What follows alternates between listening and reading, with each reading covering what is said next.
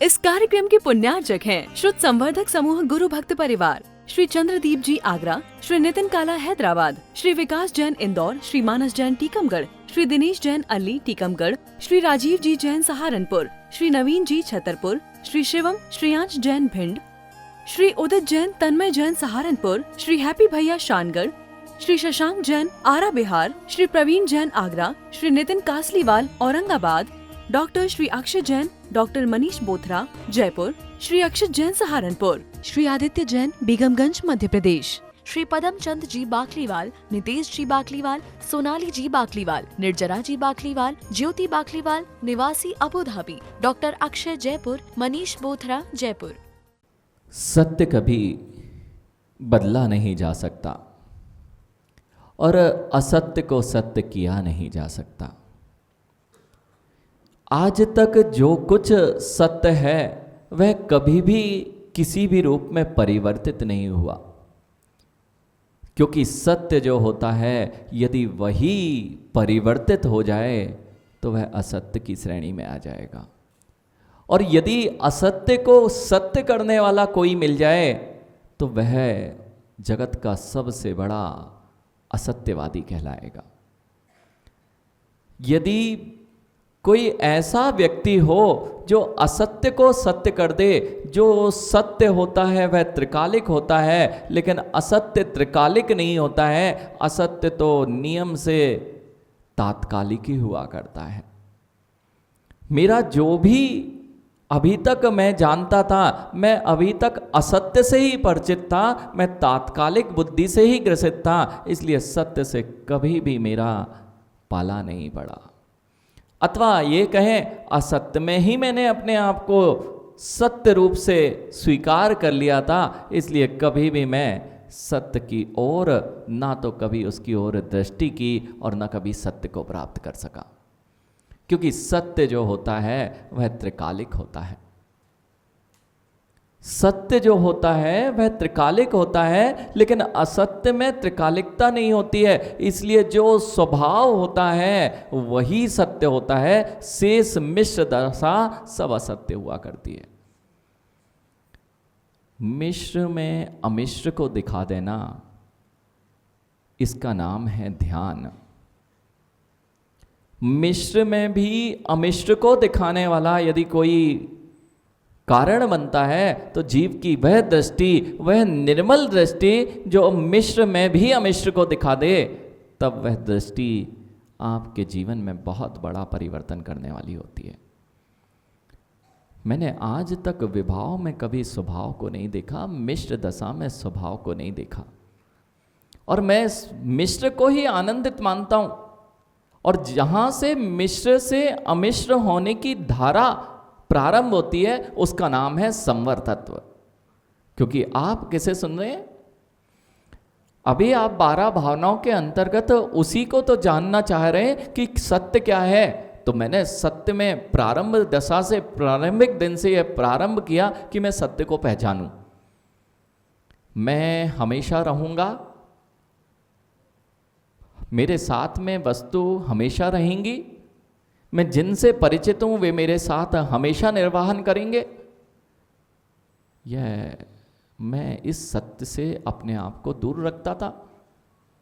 तो सबसे पहले आचार्य भगवान ने इस सत्य से परिचय कराया कि जो कुछ तुम्हारे साथ में दिख रहा है यह सब तो क्षणिक है, नष्ट हो जाएगा। अब मैं जिसकी खोज कर रहा था कि ये मेरा साथ देंगे, ये मेरे साथ रहेंगे, उसमें सत्यता दिखाई नहीं दे रही थी। इसलिए 12 भावनाओं में सबसे प्रथम सत्य को दृष्टिगोचर करने की बात प्रारंभ होती है कि जगत में जो कुछ है वह अध्रुव है, अनित्य है। और यह सत्य की पहचान होते से बहुत सारी गुत्थियां खुल गई थी। जिनके प्रति मैं आसक्त होता था वह गुत्थियां खुल गई। अगर कोई जा रहा है तो मैं रहूंगा नहीं। अली भैया, कोई जाएगा उसका जाना नियत है। इस बात को जब जान जाता है आदमी तो संकल्प विकल्पों की धारा से बच सकता था। जैसे जैसे आपका जीवन सत्य की ओर बढ़ता है, नियम से संकल्प विकल्पों का जो कारण है वह आपसे दूर होता जाता है। फिर मैंने जगत में शरण खोजना प्रारंभ की थी। जब मुझे कुछ नहीं दिखा, कोई भी वस्तु इस जगत की मुझे ध्रुव शाश्वत दिखाई नहीं दी, तो क्या करूं, किसके पास जाऊं, कहां भटकूं?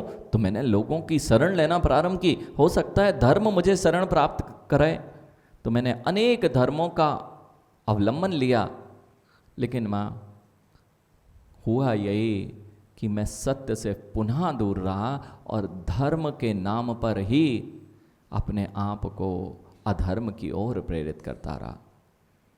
क्योंकि मैंने धर्म जहाँ हिंसा, झूठ, चोरी, कुशील, परिग्रह हो, क्रोध, मान, माया, लोभ जैसे परिणाम जहाँ विकसित हो रहे हो अथवा समृद्धता को प्राप्त हैं, वहाँ मैंने धर्म प्रारंभ कर दिया खोजना।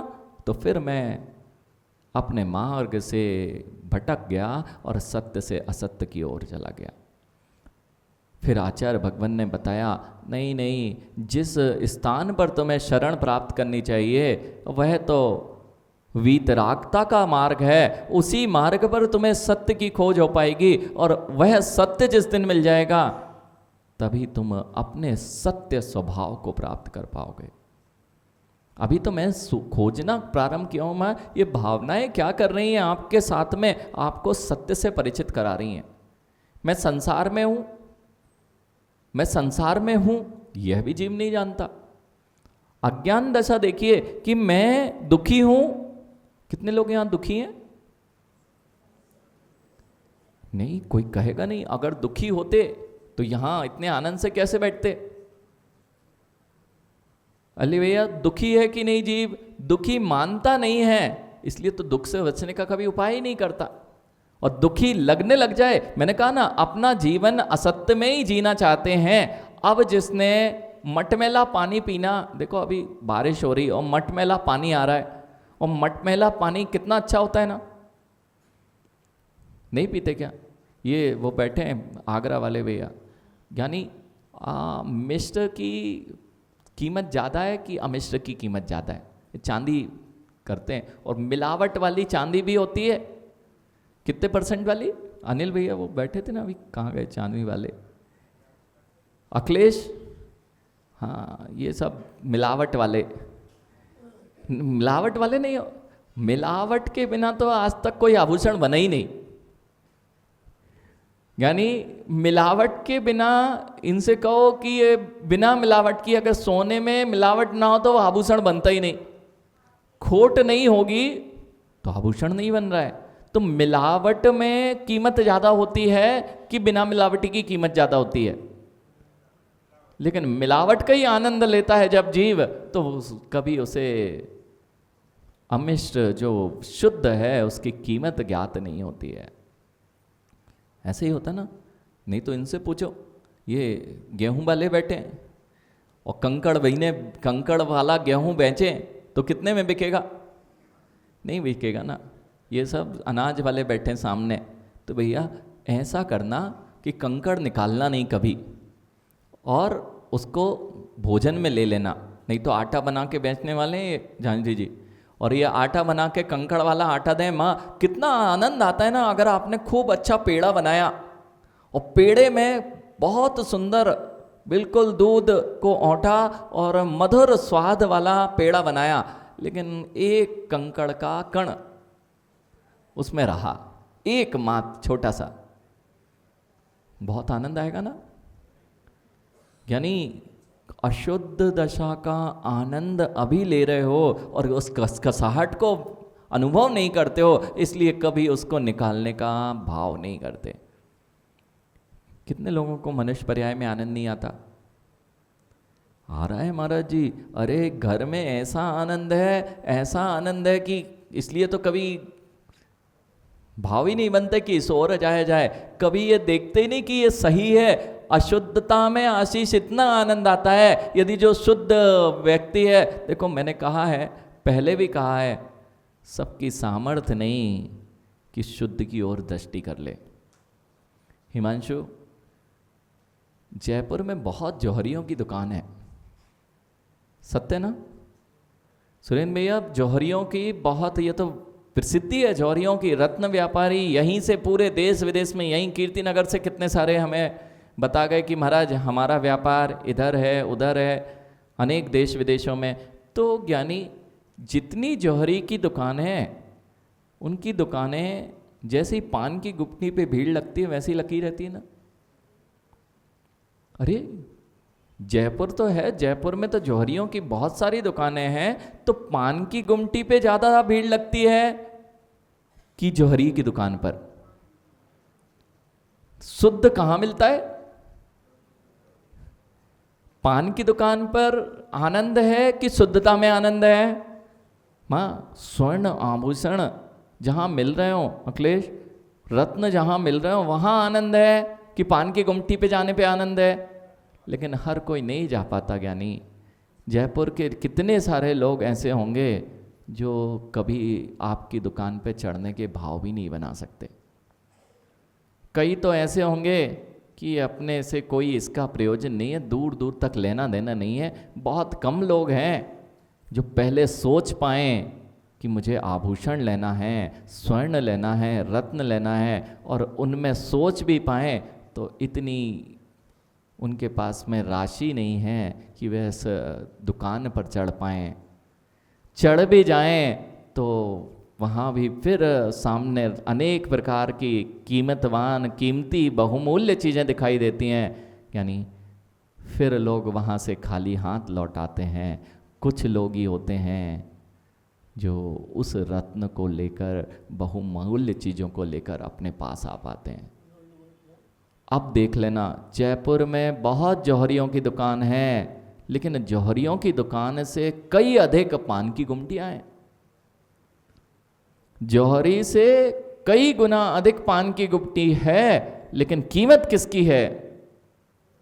इसलिए अपनी कीमत जिसको पता है, मां धन्य भाग अहोभाग्य मानो कि जिन मंदिर की सीढ़ी चढ़ने की तुम्हारी दृष्टि है और जिन मंदिर की सीढ़ियां चढ़ने के लिए तुम्हारे पास इतनी पूंजी है कि तुम जिन मंदिरों की सीढ़ियां चढ़ पा रहे हो। आशीष, नहीं तो जौहरी की दुकान पर चढ़ना, जिसके पास पूंजी ना हो वह कहाँ से जौहरी की दुकान पे चढ़ेगा? जिसके पास पुण्य का पुण्य ना हो वह इस जिन मंदिर की तहरी की ओर दृष्टि ही नहीं कर पाता, कभी सोच भी नहीं पाता, और इसमें प्रवेश तो कभी कर ही नहीं पाता है। और कर भी जाए तो यहाँ बहुमूल्य रत्नों को खरीदने की सामर्थ्य किसी के पास नहीं होती है। बहुत कम है हिमांशु, बहुत कम लोग हैं प्रवेश भी कर जाएं और कुछ लेके चले जाएं। यहाँ जितने बैठे हैं ये प्रवेश तो कर गए जिन धर्म में, इनको यह दृष्टि तो, अभी कुछ लोग ऐसे भी होंगे उनकी दृष्टि जौहरी की दुकान को भी पान की गुमटी जैसा देखने की होगी। हाँ ज्ञानी, वो कहता आनंद तो पान की गुमटी में खा के देखो तब मजा आएगा। कहाँ आनंद माँ? अब देखना, ये जो मिष्ट धारा थी उसमें लोगों ने अपना आनंद मान लिया और शुद्ध की तरफ, कीमतवान की तरफ कभी दृष्टि नहीं गई। अब कीमतवान को पहचानो पहले, लेकिन पहचानने मात्र से काम नहीं चल रहा था। तो आचार्य भगवान ने कहा यदि कीमती वस्तु को प्राप्त करना है तो अशुद्धता को हटाओ और शुद्धता की ओर जाओ। अशुद्धता हटाने का भी लोगों ने प्रयास किया, अनेक प्रकार की तपस्या प्रारंभ की। अशुद्धता हटी, नियम से हटी, लेकिन वह अशुद्धता ऐसे ही हटी जैसे अली भैया आप वो छल्ली लगाते, ये गौरव से पूछो कितनी छल्ली लगाते क्या नहीं? 8-8, अब तो बड़ी बड़ी मशीनें आ गई, 8-8 छल्ली। माँ आप हैं 22 तक छल्ली लगाते, बताओ। 22 की जगह हमारी तो 8 छन्नी में काम चल जाता है। आपको पता ही नहीं 8 छल्ली में बिल्कुल शुद्ध हो जाता है।